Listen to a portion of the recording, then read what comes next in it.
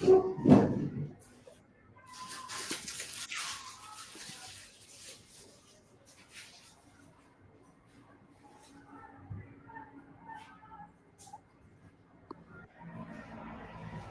how are you, Dino?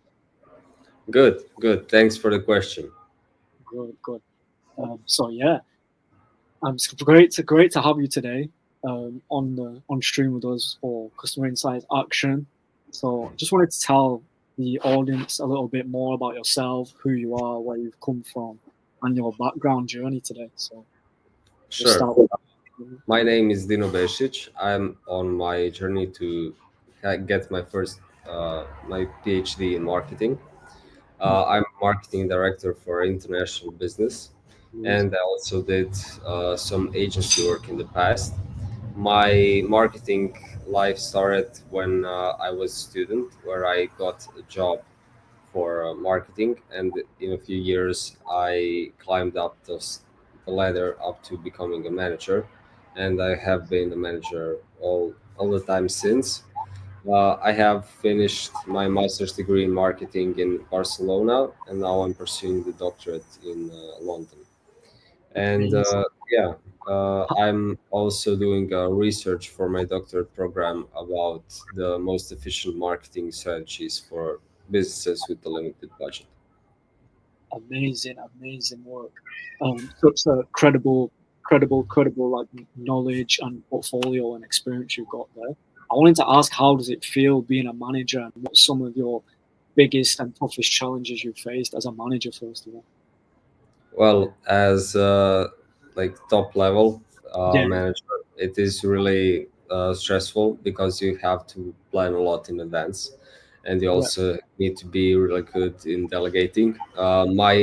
The nature of my work is that I also have to be a bit in the trenches, yeah, so it is sometimes hard to manage long hours, a lot of fast moving parts, but in the end, it's really satisfying because we're doing something which was never done before with the business.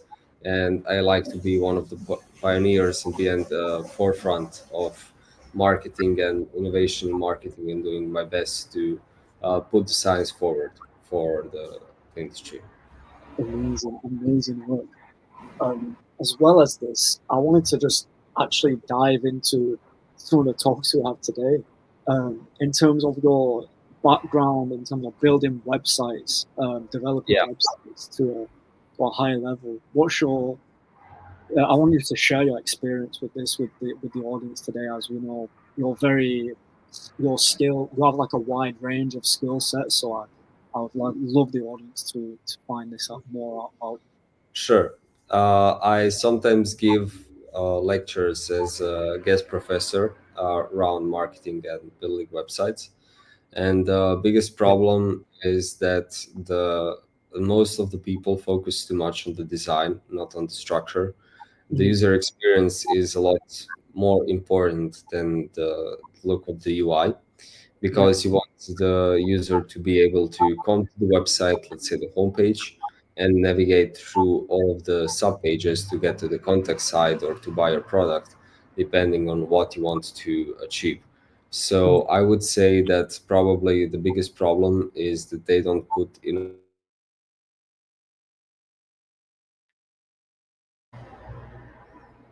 So what one of the biggest problems is, I would say, is they would not put enough buttons, and yes. also they do not think of building a website in the way that people usually read and think about websites, which is they read it in a F shape pattern.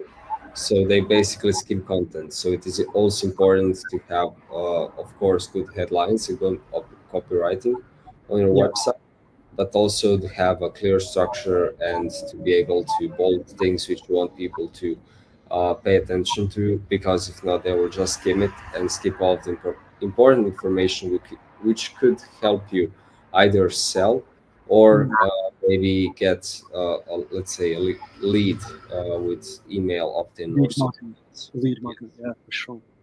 In terms of the structure, you have mentioned structure, layout, copywriting. What would you say? What importance would you place on SEO when it comes to designing and building a website and the keywords? What kind of importance would you place there? And what's your knowledge in terms of utilizing those keywords?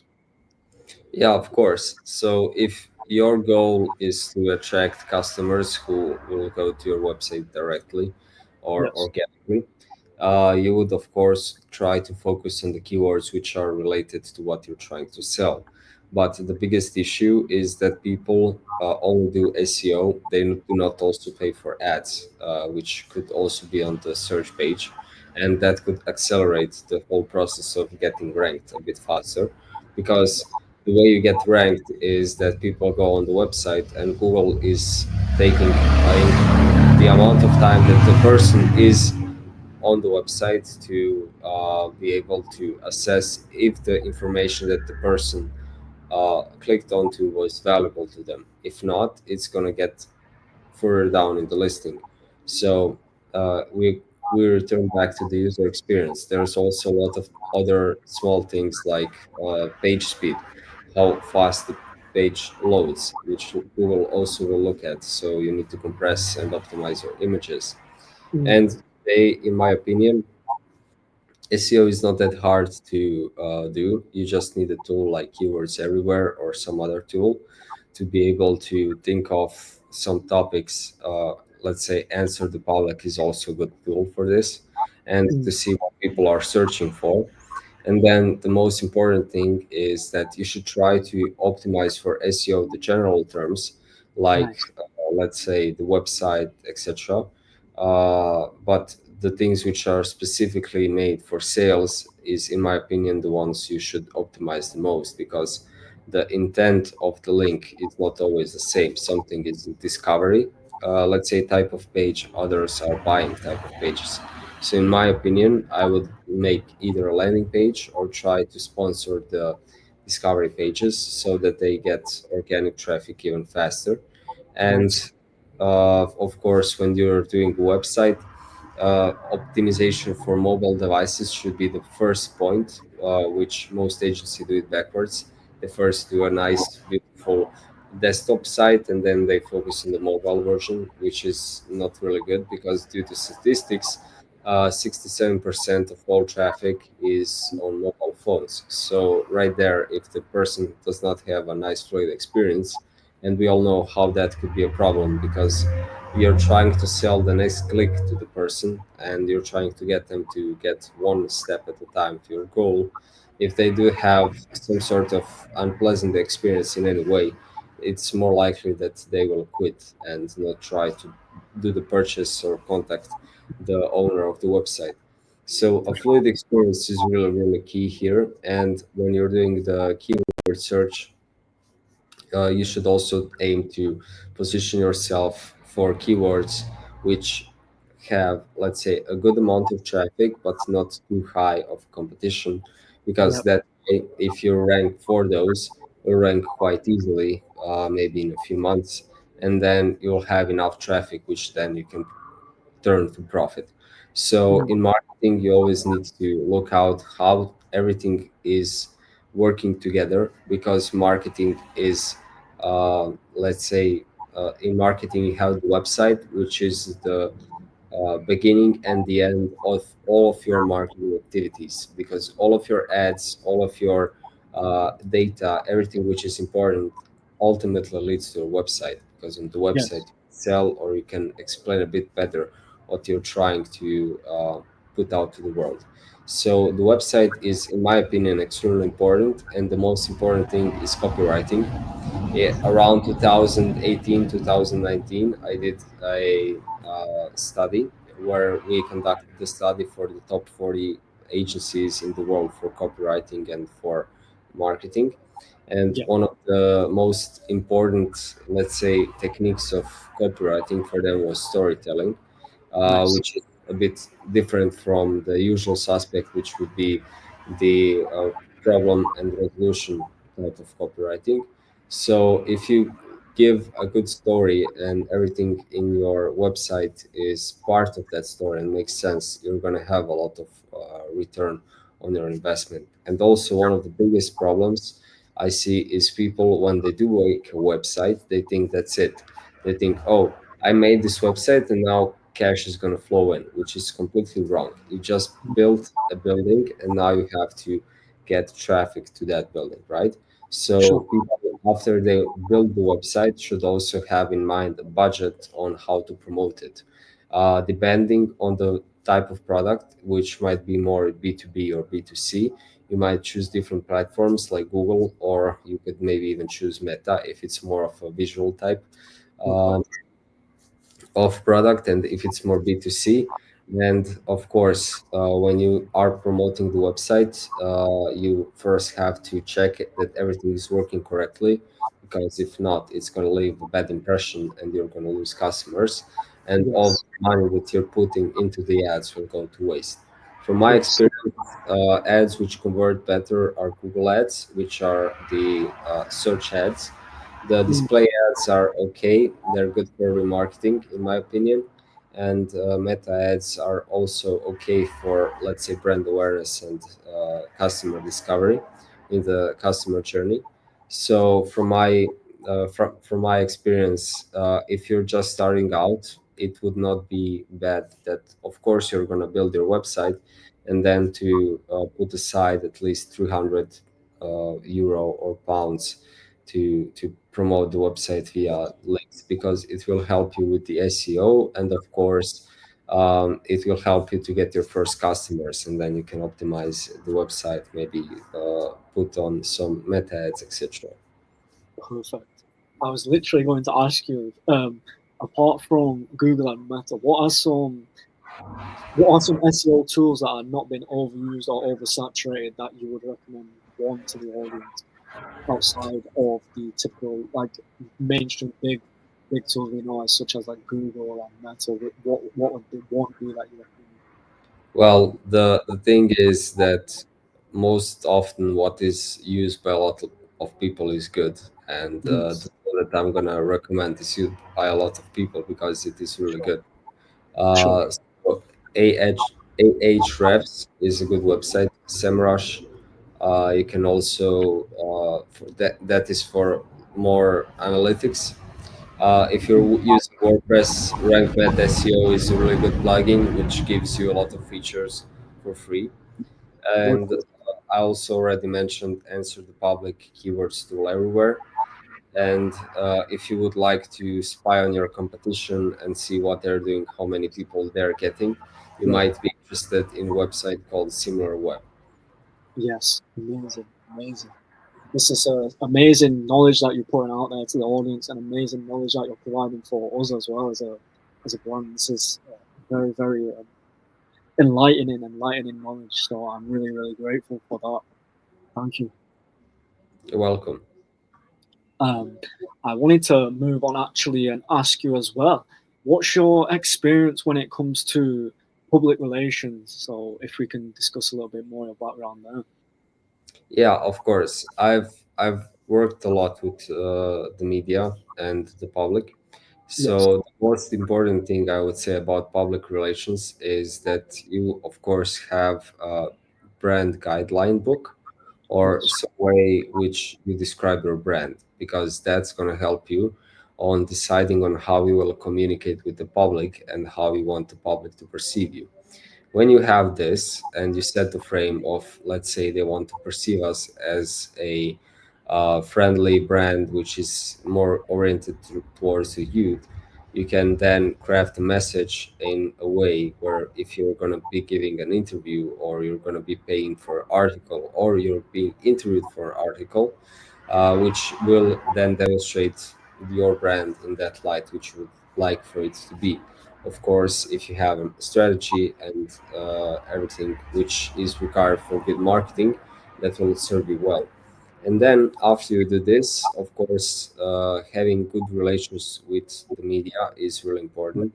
So Sure. get to know them, having your own account manager, etc. But also, if you want to go the unpaid or organic route, you really have to have an interesting new thing that you're doing, which is a bit, let's say, unusual, Yeah, and which would attract a lot of eyeballs, anyways. And that's when you can maybe create a newsletter list for all of the media, which would have let's say a team which does only the news part, and we would send it to them, and maybe they would also be willing to let's say put it out there. But of course, for public relations, we cannot ignore today's more, let's say, frequent and newer way of dealing with the public, and that would be influencers, of course. for sure. uh, Working with influencers is really something that you need to look out for a lot of, let's Yeah, say, little details, because then you're tying your public brand to a public persona, which might go in any direction and you don't know, which could be a bit risky. yeah, But if you do it correctly, and you use, let's say, the cognitive bias of social proof, where you have a famous person or somebody who everybody knows yeah, talking about the product, and you're a nobody who just opened up your shop, then yeah, that could be a really effective way of getting new people to try your stuff mm, early on. Because the logic is, if they have enough money to pay for this person to, uh, let's say that they're a good brand, then they probably will have enough money to take care of the quality of the service, which mm, for some influencer made brands, which were made by the influencers, was not so, but for many others it was. And when you're using with the influencer, you will also want to use the same materials for advertising, because that's really beneficial. I So was when going you so when you're talking and negotiating with the influencer, you should also mention or put a clause into the contract which says that you have the rights to distribute and use the materials in advertising, mm, which can be really good, because then you can take an ad which might cost you a lot of money, and then basically just recycle it for pennies on the dollar on social media, which is a lot more cheaper to advertise on than, let's say, television or billboards or some other more classic stuff. And mm, from that, you can also some A/B testing, maybe put it in there to see which part of the message resonated most, and then you can reiterate and, let's say, evolve the brand around what people resonate with, and then create a stronger, better image for people, which then drives emotion. And since humans are emotional beings, then in the end it also drives loyalty. of course, of course. In terms of the influencer advertising, I have a question. We currently use Fiverr. Would you recommend, what would you recommend for, say, let's say more established or high caliber and converting platforms with, like, let's say more experienced and, like I said, more higher caliber influencers? Is there any other platforms you would recommend and put aside apart from Fiverr? Well, I do not use Fiverr specifically. What we do is we put put up a list of the best influencers. There are also tools on Social Blade and other platforms which can help you to determine which are the best influencers for a niche in your certain area, and then we contact them directly and make an offer and talk to them to see, of course, if they're a good fit. Because when you meet somebody in person or to video chat, it's a bit of a different story, and then you can see if they're going to resonate with your brand. So I would definitely recommend that you work with them directly, if it's an option. If their inbox is filled too much, then try to go with an agent. But for, let's say, big commercials and big brands, you'll probably want to use some big celebrity anyways. So it's always better to go directly. I'll definitely bear this in mind. I'm sure the audience will as well. So thank you for that, dude. This is kind of this can transfers. This can take us on to our next topic, which is networking. Obviously, we've spoke about influence and advertising, but in terms of the networking game and tips when it comes to marketing and working with other brands. What kind of insight and experience can you give us when it comes to networking, and how effective it has been for you?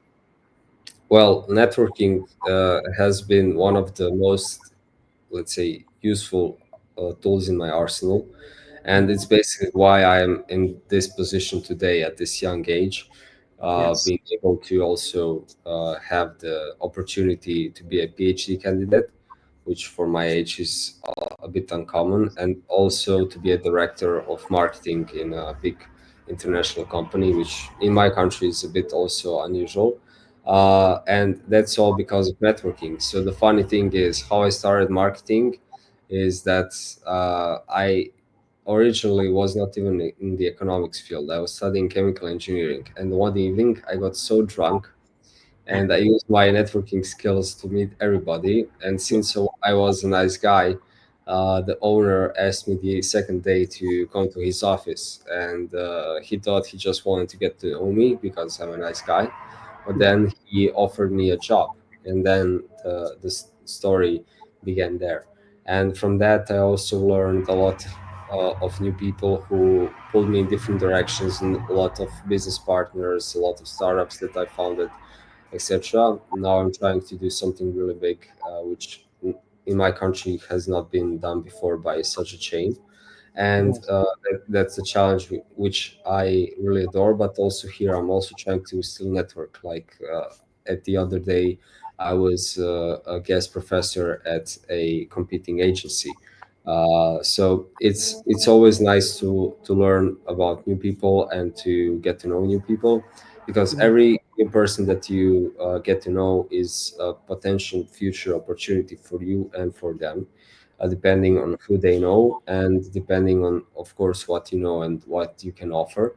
So my recommendation is, of course, when you try to network with people, it can be a bit like unnerving, but Mm. if you're at a networking event, just have in mind that everybody there is trying to do what you're doing. So everybody wants to meet other people, but you stepping out of your comfort zone and out of your fear and nervousness and going to talk to people is you actually being the gentleman, because you're breaking the ice for the others, you're making others more comfortable. So You're when you look vulnerable. at it, yes, of course, when you look at it from that perspective, it becomes a lot more easier. And of course, when you're talking to people, the most important thing is to try to remember their name. And one way you can do this, of course, is when they talk and you try to tell your name, and instead of focusing to tell your name perfectly, because it's your name from birth and you probably know how to say it perfectly, right? Even in the most dire circumstances, you Yeah. should try to focus more on their name, what they're saying, and of course repeating it to them. So after some times, when you talk to them and you repeat it, then they'll also instantly like you more, because they see that you remember them, and in their brain is, okay, this person remembered my name, so I must be somebody who is important from them. Mm. So now they're important for me, and then you have this reciprocity, of course. Like the Benjamin effect is also really useful, where when you ask somebody for a small favor, it doesn't have to be a big thing. It can really be, hey, can you Yeah. like look out for my stuff for a moment, I'm going to the bathroom or something like this. And of course, when you're talking to people, being a good listener is really, really important. Like Yeah. when somebody says something and you ask questions, you're thinking about it and you're going deeper into the topic, it really matters a lot to people, especially since nowadays everybody's disconnected. And Yes. of course, when you're talking to somebody, being able to ask the right questions, just don't be a passive listener. For example, we are talking, and now I want to get to know, for example, what are your hobbies or something else which I can relate to. So I can stir the conversation in that sense. And for me, the most important two things is uh, memorize the people who, who you get in contact with in your contact book in a way that you can remember them. For Yeah. example, you have all of the fields, but most people just use the name field, maybe the name, surname, and the phone number.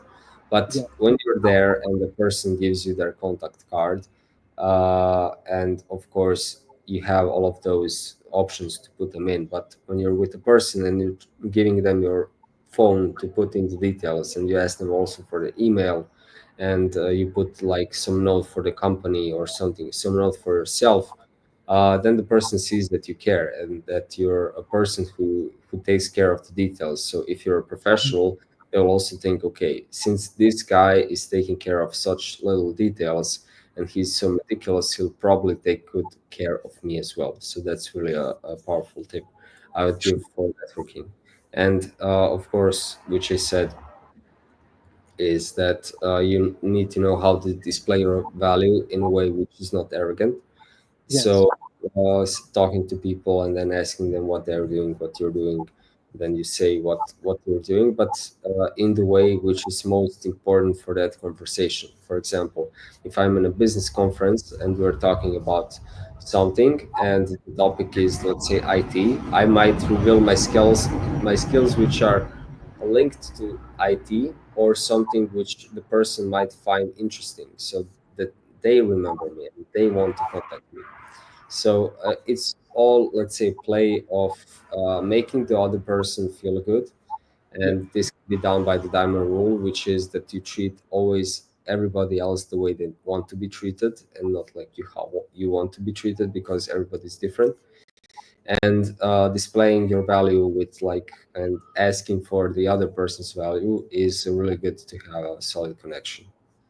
of course. These are amazing, amazing quality traits to have when it comes to face-to-face networking events in terms of confidence, reassurance, and yeah, confidence and reassurance.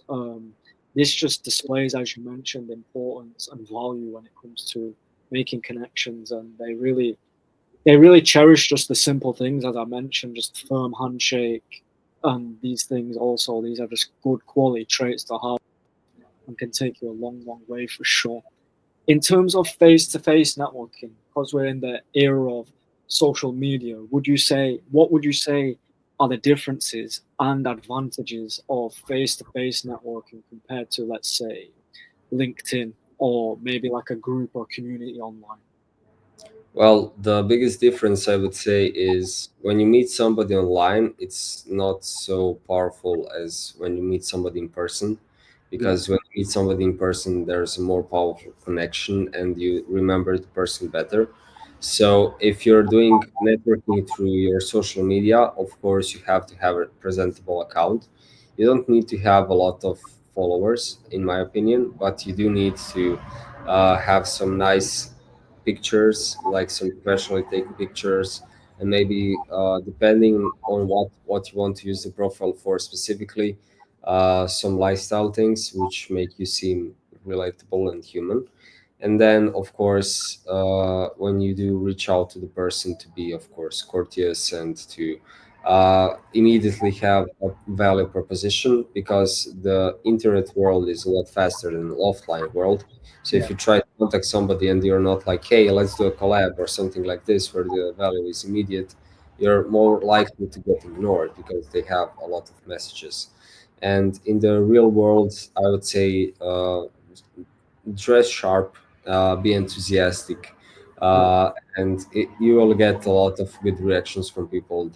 You know, one of the biggest I, traps that I thought when I was younger was, oh, I need to be unique, I need to be different. You know, I need to have like all of this crazy stuff which nobody's doing, but mm, that's not true. You want to be authentic, but you want to be yeah, also well liked, because okay, if you're special in some way, you have, let's say, a tattoo on your face, uh, cool, you can maybe prosper, but it's gonna give you a bit of resistance in certain industries. So, and maybe in some it will help you, so try to mimic the best person in that industry, and you'll also get a lot more acceptance, and people will trust you quicker, and you will get more faster to that what you would like to get. sure. Reputation always opens many, many doors for sure. Yeah, Whether that's in person or the social media world, word of mouth spreads fast, and as you said, like reputation and authenticity are the key two things that I actually, as a me as an individual and us as a brand, Customer Insights, actually we prioritize and pride ourselves on these two things a lot. So I'm really glad you mentioned them. By the way, I did try to also dress sharp for the occasion today, as you mentioned, just missing the Very tie. good. Good. Great. But yeah, Great. I wanted to move on to our fourth and final topic, in fact. So I wanted to talk about this is going to be a great topic, your experience within international marketing and operations. So yeah, what's your background, experience, and story behind this topic? Yeah, well, I managed a few campaigns for a few big brands. The current brand that I'm working under is not so known. It's more of a, let's say, in the incubation phase. Yeah, But it is a challenge and it's something new and exciting. So that's why I open-heartedly accepted the role. And regarding marketing and let's say the international part of it began when I first started launching campaigns which are outside of the country. And some of the, let's say, cold showers you're forced to take is that some of the laws are not the same, and some of the let's say user behavior is not the same. For example, in Russia, Google is non-existent, but let's say yeah, Baidu is. So yeah, you need to adapt. You need to change platforms, advertise in different ones, mm, um, and massive. try your best to adapt to the market. The most challenging thing, of course, is physical advertising because online advertising is not that demanding. You put the creative together, you go to the tool, and you launch the ad with the copy and the title and the creative and everything. But Yeah, when you want to do a physical, let's say, billboard, it's a lot more challenging. Why? Because you have to like research the market, find the supplier, then reach out to the supplier. Then you need to have a way to check that the supplier actually did work because you cannot check it yourself. And then for ongoing campaigns, there could be problems because, for example, you could pay for like 4 months, but they do not show it consistently. Let's say if you're having city light posters or something like that. So it's a lot more challenging. Also, getting into the consumer behaviors and understanding the consumer persona for that different country can be sometimes a lot different than what you would expect.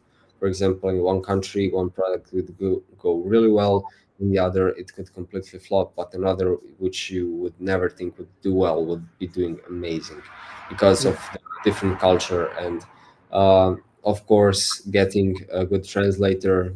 Today we have AI, but AI is still not as perfect yeah, and it can make mistakes. And of course, looking at all the different laws, because let's say in my country it could be completely normal and legal to put up a sign somewhere in the store, but yes, let's say in another country I would have to put also warning signs, let's say for some certain activity, or let's say some warning signs for um, or some other type of permission from the government to be able to display that ad. yeah, So it's also really good to get to have a local person on site to do all of this.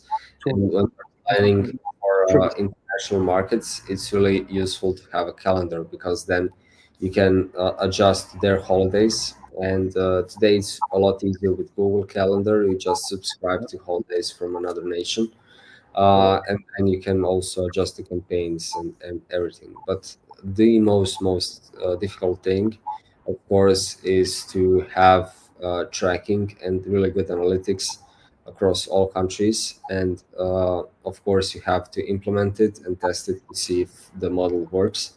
But there's just so much data that you have from a few countries and especially a few locations, which then you need some special help. Even if you try to put up the Looker Studio on Google the best way you can, it gets a bit messy. So getting a really good interpreter for the analytics is really valuable to get effective campaigns. Mm. I would say what's really, really useful is actually setting up and implementing these kind of things in terms of calendar processes and systems all in one platform, such as like a Go High Level. I don't know if you have any experience in using this, but I'd say locating all of these elements and factors all into one platform makes things a whole lot easier to conduct your marketing, your calendars, your operations, and then your processes and systems, as I mentioned. Do you have experiences using a platform like this or any other similar ones, for example? Yeah, I've used Go High Level in the past. I use basically every marketing tool you can think of. Yeah, Uh, but since now I'm in a corporate structure, we have some tools which are more general, which are not so marketing based. yeah, So in our company, we mostly use Odoo, which is ERP, CRM, to-do list, calendar, tracker, like basically all of your business which needs IT. It has the IT part covered, yeah, and um, it's good. It's good. It's not really amazing because it tries to be everything for everything. yeah, But I would say that AI is so powerful today that even with, let's say, sheets of data, you can just feed it to the AI, and if you know how to prompt it well, which of mm, course is that you give it a role, of course, you tell it the task which you have for it, and you tell it to give you only objective true answers and to double check everything, and then you can get some really good data. Let's say, for example, you're a marketing analyst and you're looking why product Y is outcompeting product Z in the quarter of, let's say, this and this year. Here is the data, and then you can, let's say, put out the analysis. But of course, AI is only as smart as you are. So you can also be a bit clever and ask it, if you're a data analyst, what else would you try to look out for? Or of course, when you try to personalize the AI with letting them ask you the questions, then you get a lot more precise answers. Also with AI agents, so I yeah, think today it's a lot, let's say, more difficult to do marketing, but it's also a lot easier. It's more difficult because, like also like before in advertising, whoever shouted the loudest got the most clicks. But now yeah, you have to really have a bit like of, you know, look at the art form and try to be good at it. It's gonna competitive. be, yeah, it's gonna be the same because of AI. Because nowadays everybody can put in the prompt and get a bad result, but it takes true genius to get exceptional results with AI. For sure. So, in my opinion, everybody says, "Oh, AI will wipe out all the marketing agencies." No, I think it's going to make the right ones just more deadlier and more able to charge less for a higher quality service, and also to outcompete all the others who will not use AI. I agree. I agree. I would say I would ask what are the secrets to gain those competitive advantages, but that's where we'll leave that for the audience to find out where they can find you at for sure. For sure, Yeah, we'll leave. well, I do have the answer, but it's not based in marketing. Yes, If yes. I can share. You can feel free to share with me. Well, the secret to winning at life is basically reverse engineering. If you can reverse engineer anything, you can find out how it works, and then you can make it your own, and you can conquer any quest which is in front of you. Of course, I agree with that. I agree with that for sure. I would say I would say tunnel vision as well. Tunnel vision and relentlessness for sure. Tunnel vision, relentlessness, and cutting off cutting off all distractions, and these are the three things that really give you the competitive advantage for sure. Yeah, But this was an absolutely insightful and literally amazing, one of my favorite podcasts I've literally done so far. So it's been a real pleasure to talk and learn from you, Dino, and I hope we can actually do this again in the very like near future for sure. But It would be a pleasure. yeah, for sure. What are your final thoughts, and where can the audience actually find you? I'll leave everything below in the description. Well, I would say to always stay a child in the means of staying curious, because Yes. marketing is about emotions, and if you kill the child inside of you, you will not be able to spark those emotions in yourself and in others. Yeah. And if anybody wants to find me, they can go to my website, marketingbybasic.com, or they can find me on socials, which is also marketing by basic. Perfect. Perfect. That's a great final message. I would say as well, don't lose the hunger, and make sure to follow and contact Dino in all the links that will be below, as well as us. Subscribe, follow us. It's free. It will literally help us out with the algorithm. And yeah, it's been amazing, and I can't wait for the next one. I can't wait for the next one, especially with you, Dino. It's been a pleasure for sure. Thank you. Yeah, thank you for having me. Thank you for your time. Thank you so much. Bye.